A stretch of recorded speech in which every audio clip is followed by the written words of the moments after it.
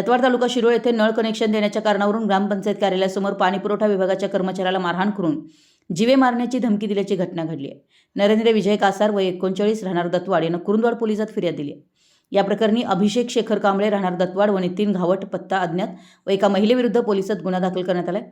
नरेंद्र विजय कासार वय 39 हे ग्रामपंचायतीकडील पाणीपुरवठा कर्मचारी असून संशयित आरोपी कांबळे यानं घावट याला नळ कनेक्शन देण्यावरून फोनवरून शिवीगाळ केली. त्यानंतर ग्रामपंचायत कार्यालयासमोर येऊन लाथाबुक्क्यांनी मारहाण केली. यावेळी संशयित आरोपी कांबळे घावट यांनी चप्पल व उपटाने मारहाण करत नळ कनेक्शन दिलं नाही तरी तो कुणालाही देऊ देणार नाही अशी धमकी दिली. तसेच एका महिलेनं कार्यालयातील फायबरचा फलक फेकून मारल्याचं फिर्यादीत म्हटलंय. मराठी न्यूजसाठी कुरुंदवाडहून संदीप अडसूळ.